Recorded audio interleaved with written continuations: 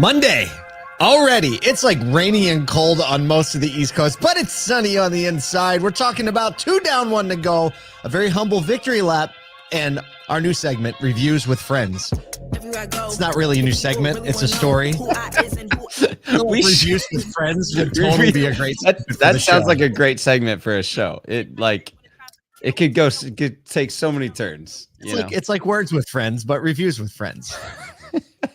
Could do that. Well, at one point we had this idea. I think it was Chris had this idea to basically like read bad reviews of car dealerships, and we were like, this could get real bad. This would get real bad. Like read what talk show, late night talk show host, they would read like the bad reviews in like a positive or like funny way. Was it Jimmy Fallon? It had to be Jimmy Fallon. All the best sketches come from. Yeah, that's right. He just does all the good ones now. Exactly. Oh man, well, we're coming in hot to a Monday, really busy week, ending the month. Right, everyone's in the end of month scramble. Halloween is Tuesday. We released episode 2 of More Than Cars a couple weeks ago, and people are just starting to see it. You can go to morethancars.tv if you want to see episode 2 that we just dropped recently for free. You can see it for free. What else are we doing? We had an episode of Auto Collabs drop last week with Lindsay Ciavatone, and today we got Camping with the Kilways with our boy Jarrod Kilway. It's a super fun episode. If you watch it via the video, we'll release it at 1 p.m. Eastern on LinkedIn and YouTube. If you're watching the video, you'll notice the reason for the title, Camping with the Kilways. So yes, it's a lot of fun too. Jarrod always comes with a lot of deep, rich information. He has experience on the vendor side, the dealer side, and kind of understands how all of those worlds work together. So you're going to want to check it out. You can go to Auto Collabs anywhere you get your podcasts and find that. Boom. People, we don't talk about enough, and it's been a point of conversation for us kind of in the back channels and the ASOTU crew, is that we have like this like web of content that we create, and we've learned that a lot of people are just in one section of it and don't understand the other sections that are going on. So let's break it down for you. If you're listening to this, it's because you know we have a morning show, The Automotive Troublemaker. There's a podcast version. So if you don't hear go to Apple Music or Spotify or whatever, or Samsung Free, and type in The Automotive Troublemaker, subscribe for us. That'd be great. Leave us a review if you listen to the show a lot too. Yes. We love to hear those. We read those. We respond to those. So there's a podcast version. There's a morning live stream video version that also exists. Hey. We also have a daily email that goes out. This is the backbone of the ASOTU verse. You can get it at ASOTU.com. It is such a fun 3 to 5 minute read every day. And every time we go to an event or an NADA and our head writer, Chris, is there, he becomes the instant celebrity. He's the celebrity for sure. Everybody's like, oh, you write that thing? Like, unbelievable. We literally had somebody say, I read it before I get out of bed every morning because it puts me in the right headspace. It makes me smile, and I feel like I'm caught up. I was like, that's the best compliment I think he'll ever get. That's pretty amazing. You're the first words somebody reads. We also have other podcasts. One of the ones is the one Kyle just mentioned called Auto Collabs, Collabs, in which Kyle, myself, and Michael Cirillo host and have a lot of good time with a lot of dealer guests, industry partner guests. I think that's enough for now. But just so you know, there's a lot going on here. Yeah. What'd I forget? What are you looking at? There's a lot more. There is a lot more. We have a live event. This is why I just looked funny, because on my screen it says that we're not live, but all the people on LinkedIn are clearly commenting. We're very live. So we're very live. It's very strange. I don't know how to approach this morning. It was weird to me. Oh man. Well, let's get into some news, because that's usually what we do in the Automotive Troublemaker. We report a little bit of news and try to get in a little bit of trouble. So now we're going into our UAW update that has taken a bit of a turn recently. So let's get into it. This brings me right back. UAW compromise.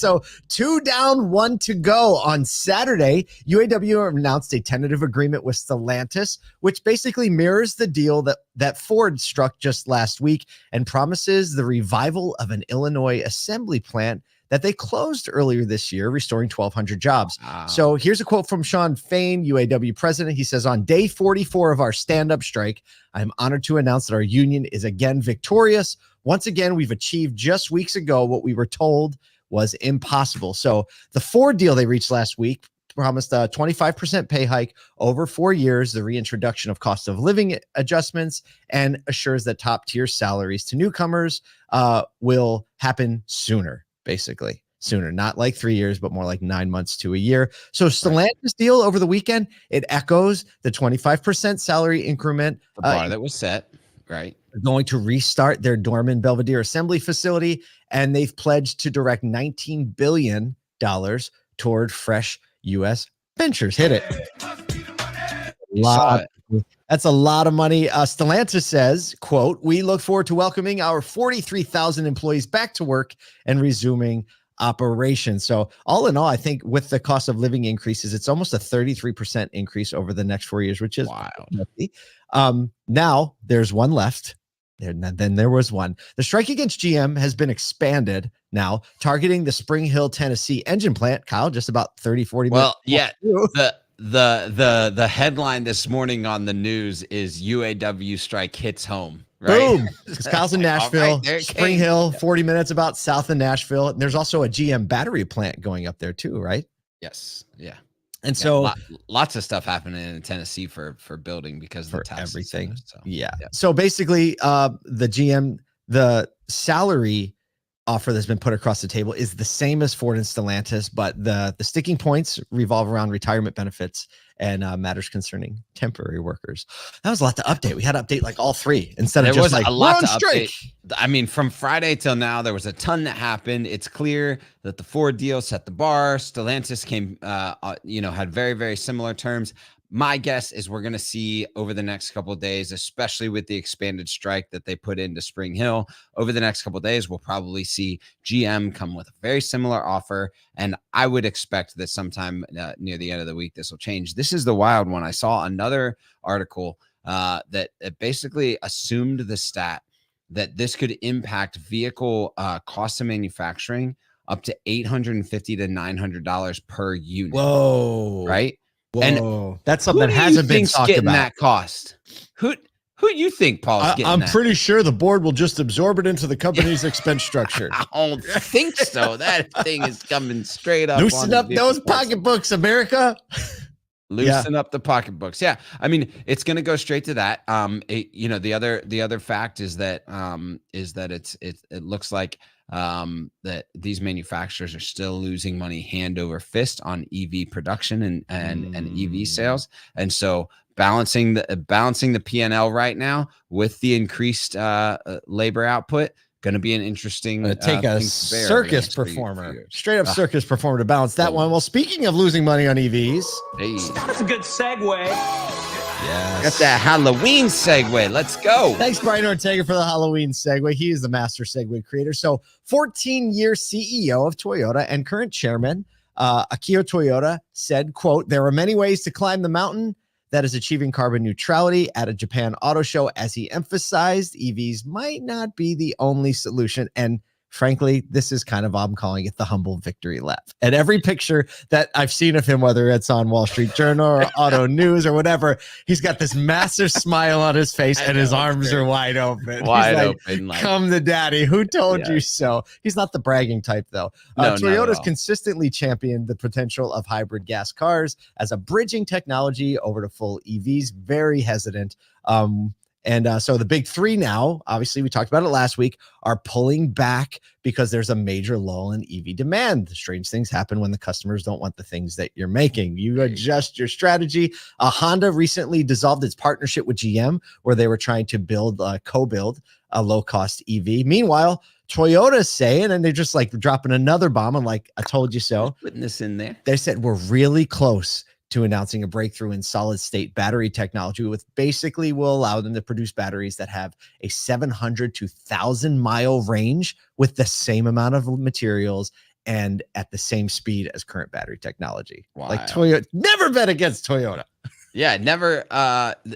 This is something that we've been talking about for a hot minute, especially coming off of the Toyota dealer meeting a couple months ago. We talked to a couple Toyota dealers that said Toyota continued to lean into the fact that they've been in the electric space for a very long time with hybrids, and that they see it as the roadmap to carbon neutrality, and actually that understanding, that a lot of these articles over the weekend have pointed to Toyota's questioning like what actually is carbon neutrality and how do we get there and what things have the biggest impact, and why should we go there. I actually saw this article that was talking a little bit about how like we need carbon dioxide in the world in order to fuel plants. Like in order to get oxygen back, we have to provide the world with carbon really dioxide. Funny. Isn't that unbelievable? Like it's like this weird dichotomy of situations. Oh, funny thing about how an ecosystem works. Oh, it's so wild. So there's still a lot to be said here, but I appreciate that, and we love that we've been talking about this for a hot minute. It does. So, I wonder what the Japanese word for moron is, because I can just see like when all these conversations and they're like, no. Here's the data. Like, here's how many like batteries, hybrids we can produce with the same amount of lithium as one. And that's way less carbon, right? And everyone's like, no. And they're like, whatever. And then they, under their breath, utter the Japanese word for morons. Yeah. I also want to say this, and some people may not know this, and I want to do more research on the solid state battery. But one thing that is true about solid state as well is the charging time also is reduced. Yes. And so you get like a quarter or half to all the way up to a quarter of the time necessary to charge to full capacity for a solid state battery. Yep.